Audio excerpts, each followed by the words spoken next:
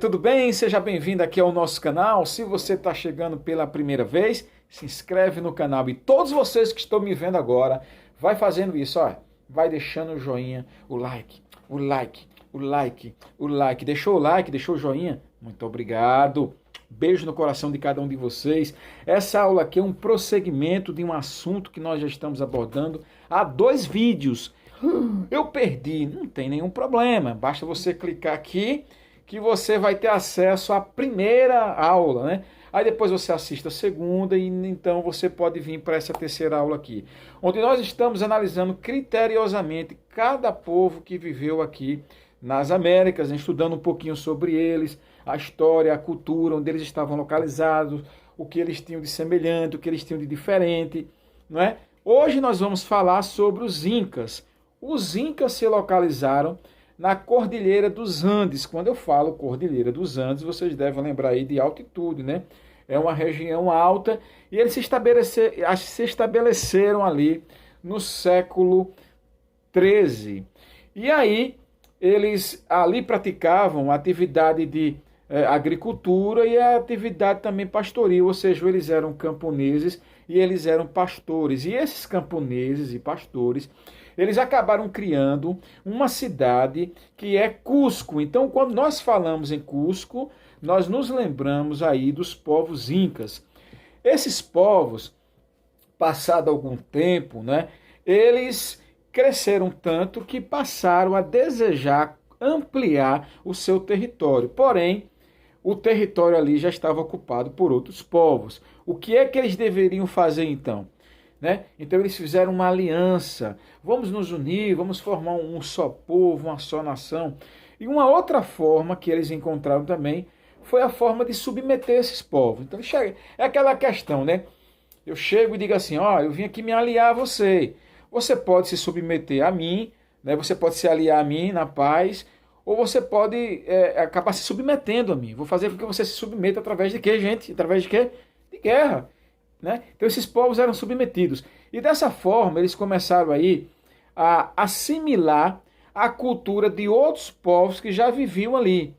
Então aqui nós temos o caso de um povo, que é o povo Inca, que está aliando-se a outros povos, que está submetendo outros povos, que está ampliando o domínio deles e que está absorvendo a cultura desses povos que já viviam ali. Porém, existe um elemento que vai acabar caracterizando a cultura inca. E esse elemento é justamente o Quechua. Quando eu falo Quechua, eu estou falando aí sobre a língua. Então, a língua oficial do povo inca era o Quechua.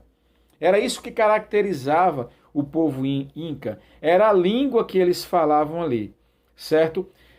Eles ali também tinham um culto que era o culto ao sol, o culto a Inti, né, que é uma entidade do Sol. E em 1438, então nós temos aí a fundação de um império. Nós vamos falar agora aqui sobre o Pachacuti. E o Pachacuti é o nome de um imperador, né, que foi o primeiro imperador lá do Império Inca. E esse Pachacuti, ele se considerava o filho do Sol, o Inca. Ele se considerava um ser semidivino, um filho de Deus, um Deus aqui na Terra.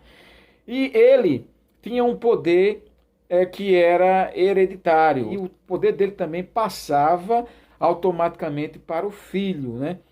E, pessoal, esse império ele estava dividido, né, em regiões administrativas. Porque você imagine só, um império enorme, são muitas terras para você tomar conta, são muitos povos que foram subjugados por você. Então é necessário que exista um controle. E esse Pachacuti era um só. E como é que ele vai administrar todo o império? Era necessário que ele dividisse as regiões em regiões administrativas. E ali ele colocava pessoas, né, da confiança dele para governar, para prestar contas do que estava acontecendo ali naquelas regiões. Então, essas regiões administrativas, elas eram governadas, né, por governadores ligados ao Inca, que é o imperador, e esses governadores deveriam prestar contas de suas regiões. Então, eram pessoas obedientes ao imperador, né? Dessa forma, o imperador ele tinha controle sobre toda a região do Império Inca, tá? Já que ele não pode estar em todos os lugares ao mesmo tempo. Ele se considerava um semideus, mas de fato ele não era Deus.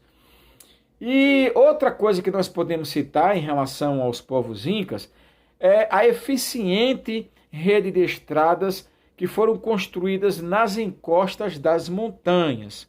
Lembre-se do que eu falei, os incas eles habitavam em regiões altas, então sempre você vai ouvir falar Inca, você vai também ouvir falar em montanhas, tá?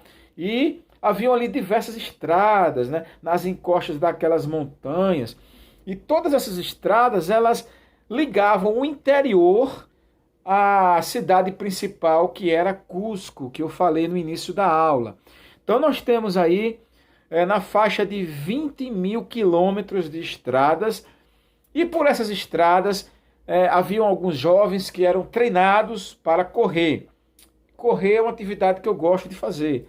A maior distância que eu já percorri foi 26 quilômetros por aí, né? Mas ali, esses jovens, desde crianças, eles eram treinados, né, para prestar um serviço para os incas. Qual era o serviço que esses jovens prestavam por essas estradas? Eles corriam nessas estradas, levando informações. Então, se um governante precisava passar uma informação para o imperador, vem aqui, moleque. Aí chamava lá um menino que foi treinado para correr, o jovem que foi treinado para correr. Eu quero que você vá lá em Cusco e leve uma mensagem. E aí o carinha saía, ia até Cusco. Imperador, eu vim aqui, estou trazendo uma mensagem do governador. Qual é a mensagem? Essa. Volte lá agora e diga para ele. Ai, meu Deus do céu. Ele tomava um pouquinho de água e... Governador, eu vim aqui. Era. Então, esses jovens, eles eram treinados a percorrer nessas estradas, levando e trazendo aí informações. E outros não percorriam apenas para levar informações, mas também para levar e trazer também produtos, né? Ou seja, eles levavam e traziam informações e levavam e traziam produtos nessas longas distâncias que eles percorriam. E a sociedade inca, como é que ela está dividida, né? Qual é que é a estratificação social? Quem é que está no topo, quem é que está lá embaixo? No topo você já sabe quem é que está.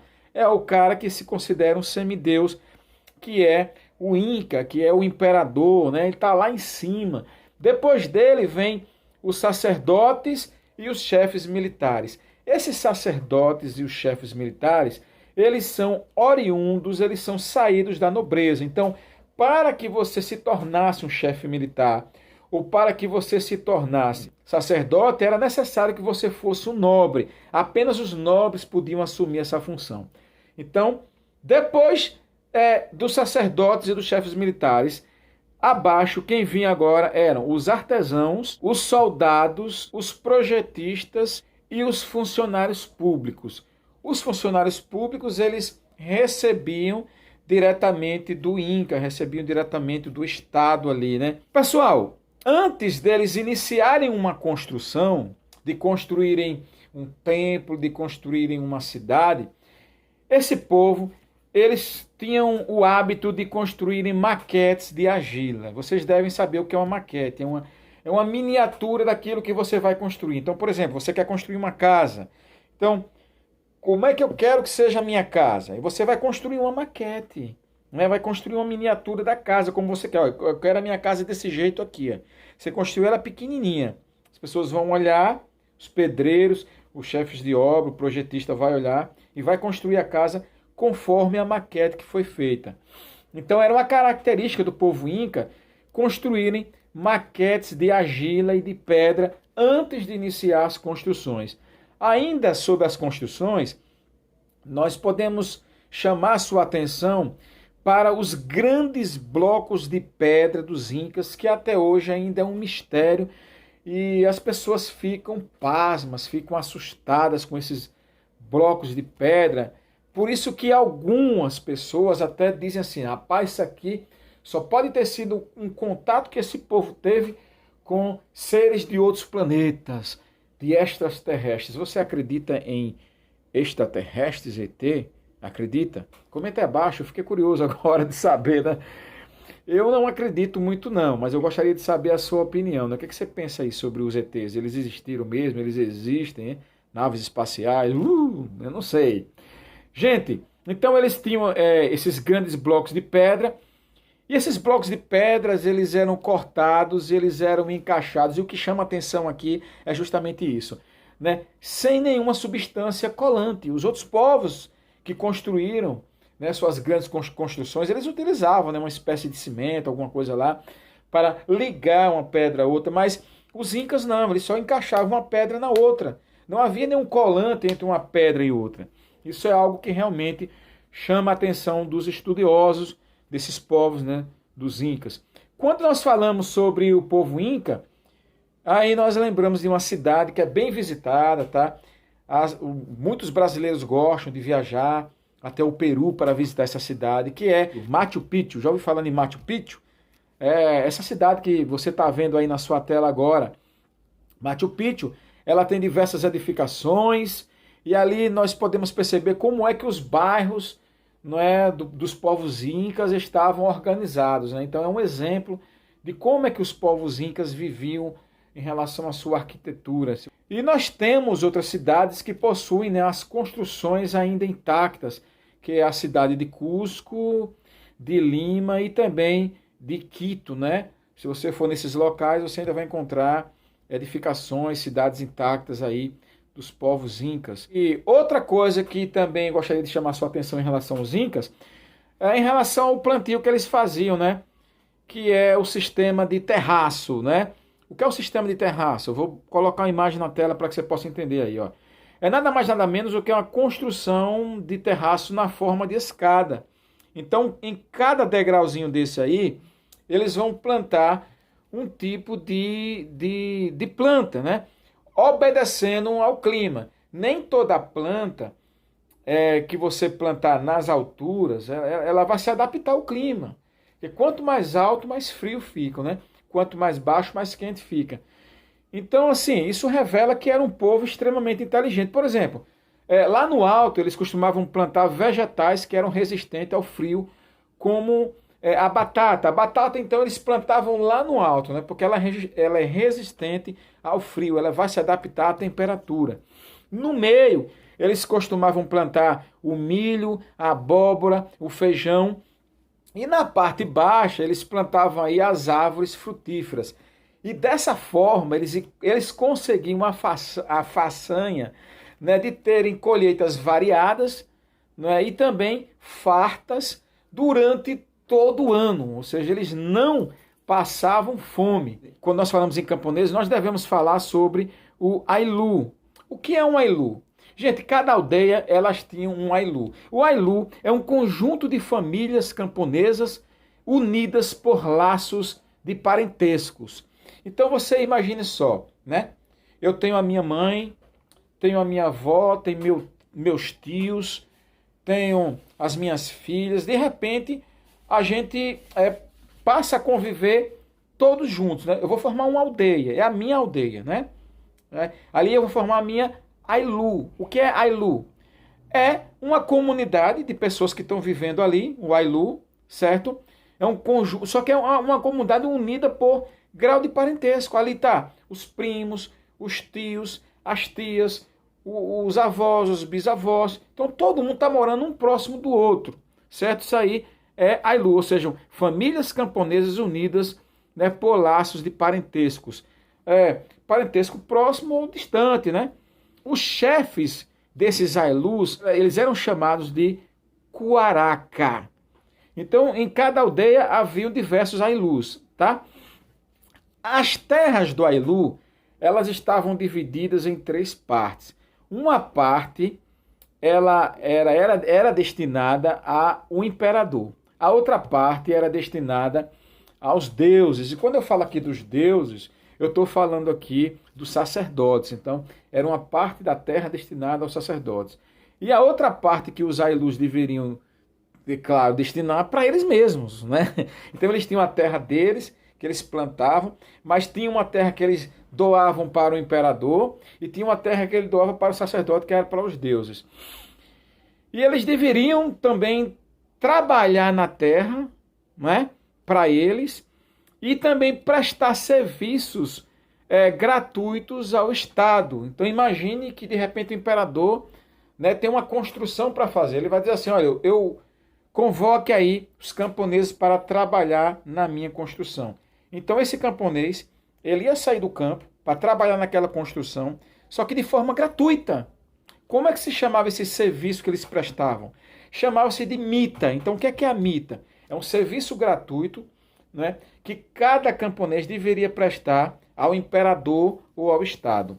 Então hoje foi o conteúdo, né, que eu tinha para passar para vocês a respeito de um outro povo, que é o povo Inca. Vocês gostaram? Vocês entenderam o assunto? Caso vocês tenham alguma dúvida, vocês façam perguntas aí embaixo, não tem nenhum problema. Professor, eu não entendi essa parte. Me explica essa parte, que quem sabe no outro vídeo eu vou então responder, vou tirar a sua dúvida, vou responder ao seu questionamento. Na próxima aula nós vamos falar sobre os tupis, que eram os povos que viviam aqui no Brasil. Você não pode perder, hein? Então ative o sininho. Quando você ativa o sininho, você é notificado de todos os vídeos que eu jogo aqui neste canal. Ative o sininho agora mesmo. Blim, blim. Deixa o seu like, não esquece. Se for novo, se inscreve no canal. Beijo no seu coração. Valeu!